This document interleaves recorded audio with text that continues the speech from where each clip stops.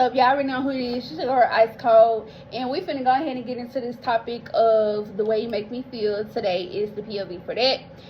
Not necessarily the POV, but we're not gonna necessarily read the book itself. We're just gonna talk about it and talk about a chapter, or that's how we're gonna continue. Actually, we're gonna talk about chapters that is going to be in the book, and we're going to talk about them, just kind of elaborate on them a little bit, you know, but I can't tell y'all the story, you get what I'm saying? So make sure y'all like, comment, share, and subscribe to your girl Ice Cold, and let's go and get into this video.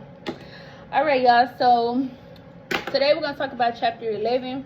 In chapter 11, we is about the transit from Dallas to Port Arthur, Texas. Okay, I initially was born here in Dallas, Texas, and raised here. Well, not necessarily raised, but I was born here. I was brought up here first before I was introduced to Port Arthur, Texas itself. If you don't know about where Port Arthur is, Google is your best friend. Y'all do some research, alright? I don't want to elaborate too much because I don't want to extend this video and make it like extremely too long for you to be able to just sit and listen. Alright, so with that being said, you guys, we went from Dallas to Port Arthur, Texas when I was like 11, going on 12 years old. I turned 12 when Hurricane Ike was in the midst of coming. We had to leave Port Arthur. We was there for probably about 3 days. I didn't even really get to see the town. I didn't really get to see the place, you know, at the time, because we were so much in a rush. And I had never experienced a hurricane before in life, and so I felt like it was the end of the world. Experiencing it for the first time, it felt like it was the end of the world. It's kind of like how everybody started acting when the pandemic came. Like, that's how it felt while we were there in Port Arthur. Like, people was buying like stacks and stacks of water, and people were buying stacks and stacks of tissue. And like, I'm telling you, I'm only 11 going on 12 years old, and it's my first time experiencing a actual hurricane. So to me, like I said, it felt like the end of the world. So that's how I viewed it. You know, I'm like, damn, like what is going on? Like, it felt super scary. Growing up, of course, you know, I understood, you know, the hurricanes, and some of them really wasn't, you know, as bad, but those people that, you know what I'm saying, that had to stay and couldn't leave, and those things, my condolences to you if you lost anyone during that time. You know, that's just terrible. And but this hurricane, I watched it on the news while we were in Dallas. We stayed in the West End hotels in downtown Dallas at that time. And there were plenty of people coming from all parts of Houston, and people were coming from Galveston. I had never even really heard of Galveston, but I heard it was a pretty place. You know, at that time, I had heard it was, you know, a really nice place. There was lots of water around, lots of things to do, and things like that, but I had never been there, you know. And I just always dreamed of being around a beach area, you know, being by the water and things like that, but never been. And so, needless to say, you guys, we, as we stayed in a hotel, before we could find the hotel, you guys, because we had to go through what was called FEMA, and we were with my aunt, you know, because we had left Dallas to go stay with my aunt at the time, and she was not the most politest person. She was not the nicest person to get along with. She just was not that easy. So, continuing on, you guys, we had to sleep in a parking lot. Okay, we did have to sleep in a parking lot because of FEMA. It took time for them to get us into a hotel. It took time for them to process whatever the process was, and I was young, like I say again, so I didn't really, you know what I'm saying, I don't really comprehend what the hell was really going on. But all I knew was that we were gonna have to sleep in a parking lot in downtown Dallas, and we had to pray before we went to sleep, because we were in the middle of a big ass parking lot in downtown Dallas where the South Side sign is, and we were scared as hell. You know, as a kid, I was like, you know what, I could fall asleep here. I'm comfortable because my mom is right here next to me, my auntie is right here, and I'm sleeping in the middle. And we're in my, what was it, a Lincoln? So we were in my aunt's Lincoln, and y'all know Lincolns, like the old school Lincolns, like them motherfuckers big as bitch. Like, you could sit at least 4 people in the front, at least like shit 7 people in the back. I'm exaggerating, but y'all know what I mean. Like, them Lincolns was big as fuck. So I slept in the front seat. My brother and my cousin was in the back seat, but we still had a lot of like luggage, clothes. We had to bring a cooler, so there was food and bags and all kind of things. Like, it was a lot of us, so there was a lot of things in the car, and you know, we had to evacuate. With that being said, you guys, by the time we did get into the hotel, you know, we got a little bit comfortable, you know, and things like that. I can't lie, like, we made the fun out of it because we were, you know what I'm saying, we were children at the time, so we made a lot of fun out of living in the hotel, but not knowing, you know, what the next step was going to be. I'm sorry, y'all, I thought my other phone was going off. But yeah, so yeah, let's continue. I'm like, it's getting deep to me in my head, so I want to get it out. All right. So from the hotel living, you know, and things like that, I had a birthday while I was there. It wasn't as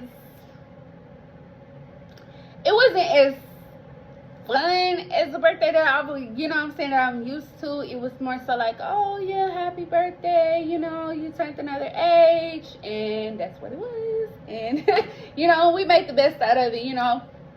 We played around, we had a little fun, you know. They had a pool on the rooftop, and so we went to the rooftop to go to the pool. The pool was like freezing fucking cold, y'all. We was crazy as hell as at that age, like going out there, you know, going on 12. You know, it was a little crazy doing what we had did. Like, we jumped in that pool and it was freezing fucking cold. But we had fun, you know, we made the best out of it. And so, continuing on, we had to leave the hotel. I want to say we couldn't be there for so long because, like, I think, like, FEMA only allowed you to stay for so long in the hotel, or however long they was going to allow you to stay before you had to go back home. And so I'm not sure what the reason was or why we didn't go back home after they wanted us to leave the hotel. But like I say, staying in the child's place, I was just going along with the flow. So we had to pack up everything after being in the hotel for probably about like 2 weeks, I want to say. For being there so long, we had to pack up everything and take our things to my uncle's house. Now, my uncle is not my favorite person either. And I know y'all probably gonna be like, damn, who do you get along with? I mean, y'all gonna learn in my story that some people just got marked off of my list a long time ago, okay? And y'all will understand why, okay? But we're not gonna talk about it right now. But we're gonna talk about this one here. So, we packed up everything. We went to go stay at my uncle's house. My uncle was one of those, like, he gives me snooty vibes, if y'all, you know what I'm saying, y'all know what that means, but he gives me like very bougie vibes, like, you know, things like that. Like, he like his things a certain way. You gonna abide by his rules or you gonna get the fuck out. And that's exactly what he did. And so while we were there staying with my uncle, he was like, you know, trying to be like friendly towards us, but kind of like being rude to my mom and kind of like being rude to my aunt as well. They never really had like a relationship, so it was more so on some like, you know, of course they're gonna bump heads. They ain't really never had to like live with each other, and it's a lot of us in this 1-bedroom apartment. Yeah, I said it. It was a 1-bedroom apartment with 5 people. Yeah, 6 people, including him. And so, you know, we pretty much took up his little space. We wasn't there long either. We actually had to leave there because, did I get in trouble? Or somebody got in trouble. One of us got in trouble. And we ended up getting a whooping. And he had told my mom that he didn't want us to get a whooping. Like, he didn't want no kids getting beat in his house, basically. And so, you know, when you're a parent, as a parent now, I know the feeling. But as a parent, you know what I'm saying, you're gonna discipline your child, you know, especially if it's needed. You know, the child is needing discipline, then the child needs discipline. So, however, my mom did discipline one of us, probably me. I'm always usually the one that's got a whooping, so I don't really remember that part, but I remember one of us got in trouble, got a whooping, and he put us out. He was like, you know, I don't want y'all here. Y'all, I told y'all I don't want nobody, you know, whipping up in here. And I feel like it was really an excuse. Like, really an excuse because you wanted us to leave. Like, you already didn't want us there, and now that a situation has happened where your rules did not apply, then now you want us to leave. So I felt like it was an excuse. I don't like his ass. I still don't like his ass. I don't give a damn where this video reaches. I don't like your ass. I don't. You know it. However, y'all know I'm blatantly honest. I don't give a shit. So I didn't like him. Not just for that simple fact, because he did some other shit that I don't want to explain. It will be in my book. However, let's continue. So moving past that, we ended up going back to Port Arthur. Okay. And as we went back to Port Arthur, it became it was like being put in a washing machine on repeat. Like, literally, like spin, like on spin, like repeatedly on spin. And as we went on into living in Port Arthur, like, it was a cycle, pretty much. It was a constant cycle until we came out of it. We stayed with my aunt, you know, at the time, and me and my cousin, we did not get along. Like, we did not. Still to this day, we don't even talk. So yeah, so me and my cousin, we had to go to school together, my brother as well. We all went to Woodrow.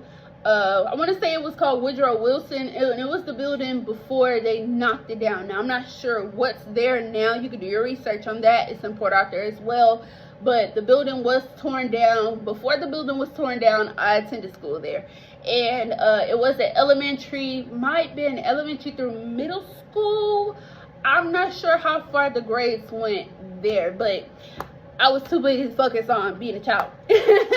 So I was in the 5th grade, right? 5th grade? Yep, I was in 5th grade at Woodrow, and I was doing pretty good. I can't lie, the school was very old, very, very old school, okay?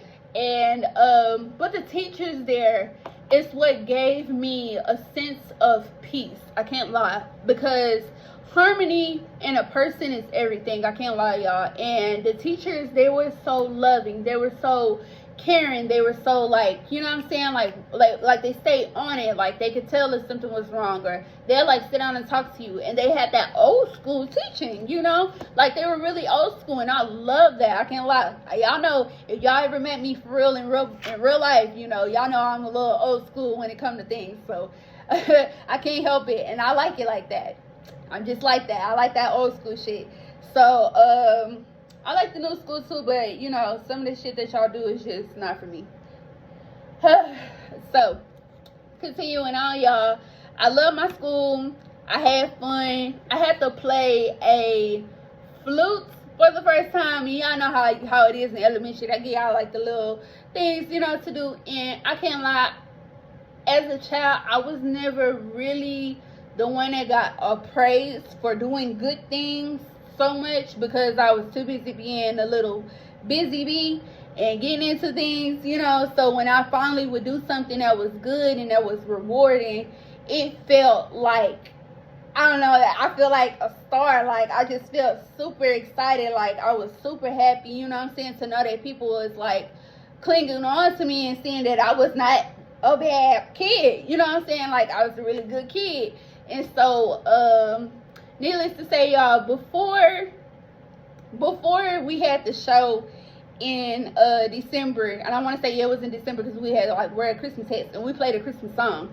And so my mom had did my hair, y'all. She had did it super old school, y'all. She had did it super old school. Y'all know them little y'all know them hairstyles where they like fold your hair in the back and they like make that like that. Y'all know what I'm talking about. I don't know what the fuck that hairstyle called, baby, but my mama did me one of them. Your girl was crying. I was crying, y'all. I cannot believe she had did my hair like that. And she had like put these little twist things in the front.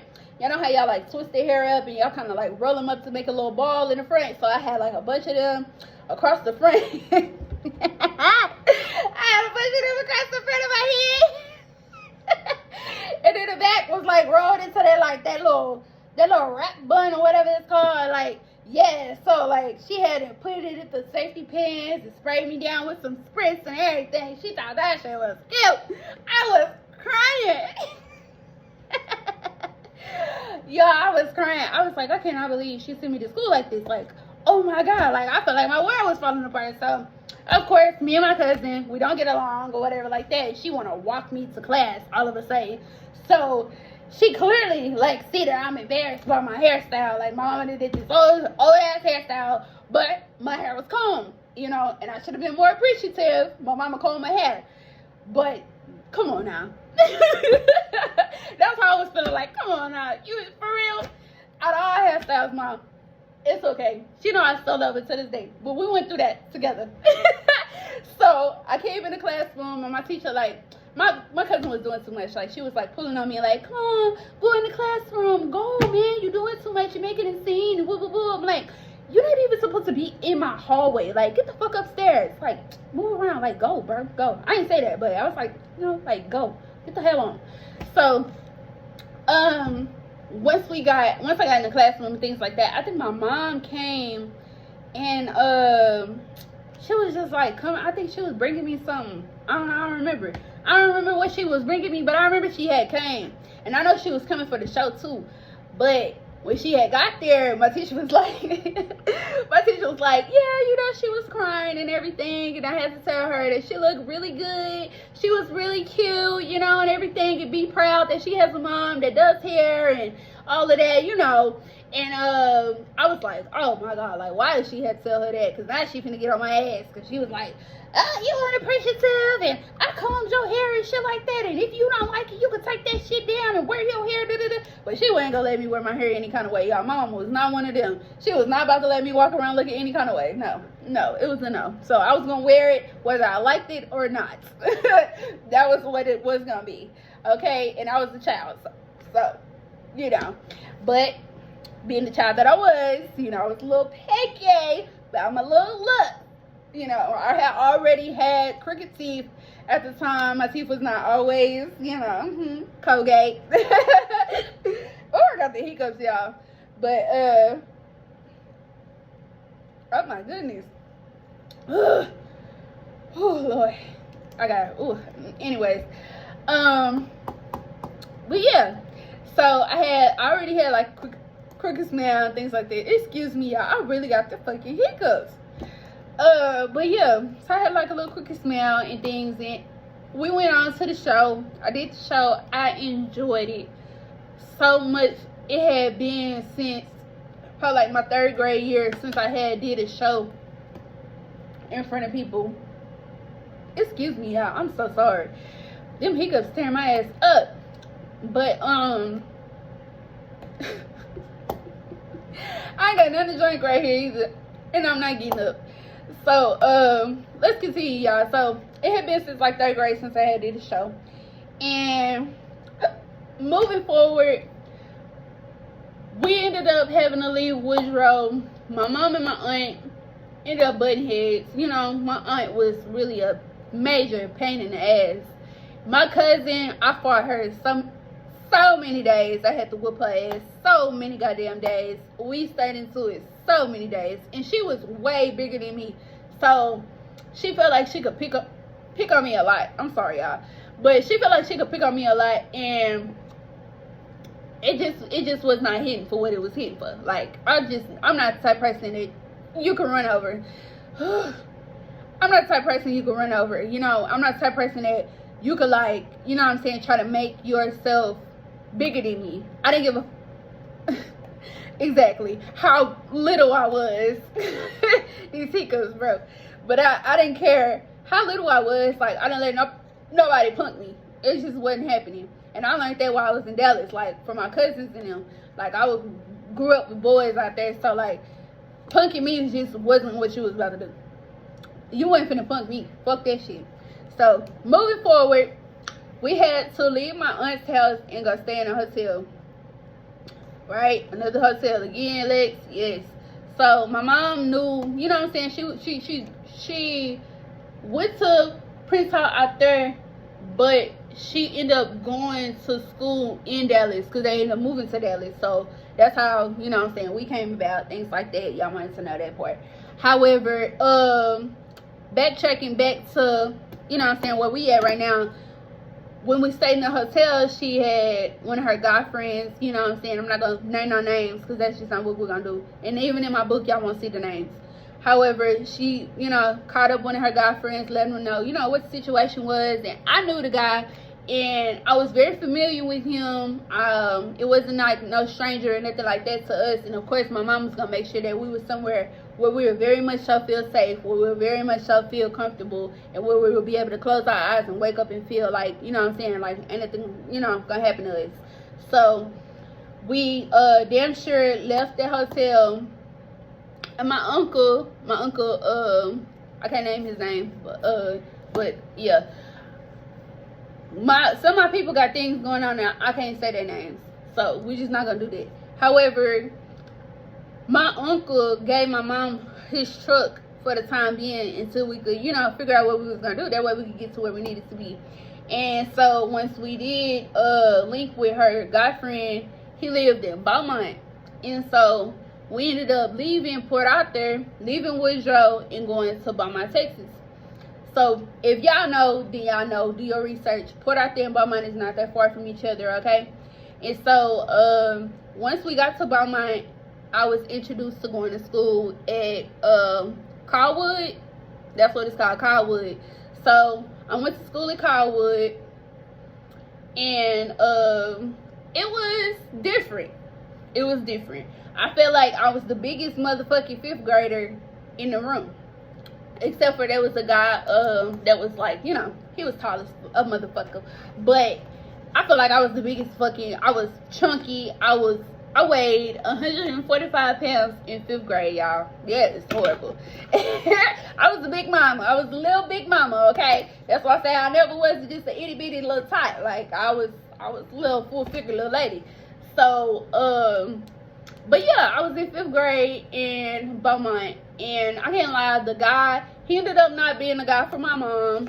You know, like I said, he was an old, you know, friend that she knew from back then and things like that. And, you know, felt like she could trust him, you know, for the time, you know, and things like that, until things kind of like got turned around and shit for us being there. Gosh, it was, you know, I've been through some things, y'all. And I'm sure plenty of people, you know, try to talk down on my situation, but I'm here talking about it myself. So from the horse's mouth, you can't tell me shit, okay, about nothing that I've been through. You can't tell me shit. All right. And so and you can talk about it all the fuck you want to. You're not gonna hurt my feelings. I lived it. You didn't. So my feelings already got hurt. You know what I'm saying? Moving forward, you know, being at Caldwood, it was a really good school. I had a teacher that cared about me so much. And what was her name? Miss Perkins. Y'all, Miss Perkins. Miss Perkins loves her some me. And she did not play behind me. She didn't. I want to say she was a dance teacher, or she was the coach for something. And I don't really remember like that because I was, you know, a little far off. But I never forget that we had finally left from a boy house and shit like that, and we had got us an apartment in the south side, but I was still going to Caldwood at the time, so like, you know, we would still get away over there and things like that to get to school. And how I want to put this, like, my mom, like, she had to like find a job, so she had to like find, you know what I'm saying, something that was, you know what I'm saying, that could work with her schedule, with us, you know, and things like that. But she's trying to find a good job, you know, and things like that. So we didn't really have it like that at the time. It's basically how I want to put it. And my coach at the time, she knew, like, you know, what my situation was, you know, and things like that. And she seen that I was like striding at everything I did, like, you know what I'm saying, I tried to, you know what I'm saying, be my best at everything I did. I put my foot towards. I'm kind of getting emotional, so I keep like pausing y'all, because, you know, thinking back on it, it's really heavy for me. But I did my damage to show that, you know what I'm saying, that I was a good kid, I wasn't a bad kid. And she, you know, she went out her way for me, and I'm trying not to cry about it, y'all, I'm sorry. But she went out her way for me to make sure that I could go to the dance. Like, we had a dance, little winter ball, I think it's what it was called. We had like a little dance or whatever. And I wanted to go, and she talked to me about it because she was talking to all the girls about it, about going and if we were gonna go, and she was passing out like little tickets and little things like that. And I had a little crush or whatever, and I was like, I didn't think I was gonna be able to go. I never had attended anything like that before, and I just didn't see how I could go. My mom was like, she couldn't afford for me to go. She wasn't gonna be able to give me a dress, and things like that. Like, she knows she had to focus on our situation, and that's, it's nothing wrong with it. But, I was, I felt left out a little bit because I wanted to go so bad. And so my coach came and talked to me about it and was like, she was like, look, tell your mama that she was like, give your mama no, mama talk to her, things like that. And so she was talking to her, and it went really good. I get nervous when people say they're gonna talk to my mama, because my mama was not one of the people that was gonna really listen. Like, she was gonna snap on my ass when I got back home. But it went really good, y'all. And she ended up taking me after school to go get a dress.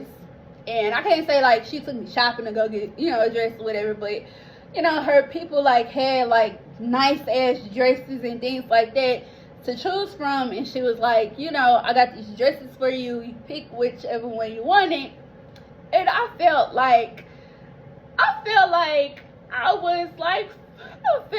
so appreciated. Like, I felt like somebody cared for me, like somebody like outside of my people, like we finally like running across, the specks of good people, that we running across, being that all we had been going through.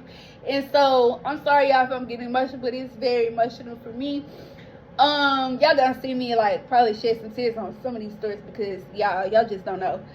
But I felt so appreciated. I felt so good to know that somebody like really, cared, and she went out her way for me, and I was so happy. And so she even brought me to her house. Her house was so nice. Like, just being like a kid that's going through something, in the midst of something, it felt, finally good to be around some good positive shit. And so I went along with getting a dress and getting my mom knew how to do hair. Y'all already know that. I told y'all that. So she did my hair for me. She took me to get some shoes, and they were crystal clear. I felt like Cinderella, y'all. I did. I feel like if I could find a picture, I'm gonna post it on the community tab for y'all, okay? But I felt like Cinderella. I did. I had on a halter top. I never wore a halter top before.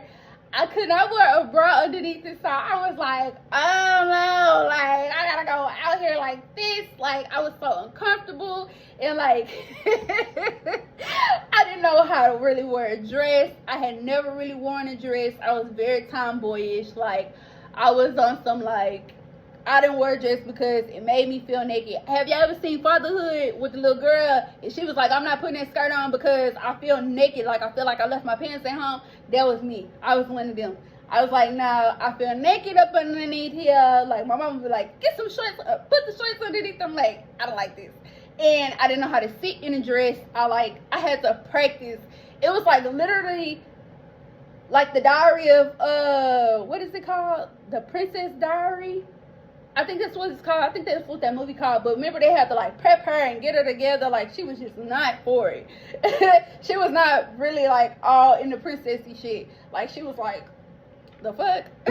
How I supposed to wear this, walk in this, wear this? Like, yeah, I was one of them. So it took me time. Like, I had to learn how to walk in heels. I had to learn how to sit with my legs closed, legs crossed. Like, I wasn't used to that. So I would like literally plop down in the dress, didn't pull it down, didn't, try to like push it down or nothing. Like, I just like literally just sat down in the dress, like legs open, like just like a dude, And so it was a good experience though, y'all. Overall, it was a very damn good experience. However, I can't say once we did finally move to the south side of Beaumont, we live right across the street from South Park, and I'm not gonna go too far into that one because that's for another chapter, you guys. However, we did finally get into a stable place after living with several different people, after going through so much, after having experienced so much of people talking down to us and mistreating us and making us feel less than, we had to come up out of that situation. And so if you are a person who has been through what I've been through, I dedicate this story to you. I hope that this story receives you or comes to you in a good time where you'll be able to uplift yourself and come out of anything. I want you to know that you are greater than anything they ever try to say that you're gonna be less than. I promise you. And y'all already know y'all girl gonna tell y'all to keep this shit cold. I love y'all so freaking much. This is my story for today. And The Way You Make Me Feel will be here September 10th of 2024. Make sure y'all like, comment, share, and subscribe. And I'll see y'all next time.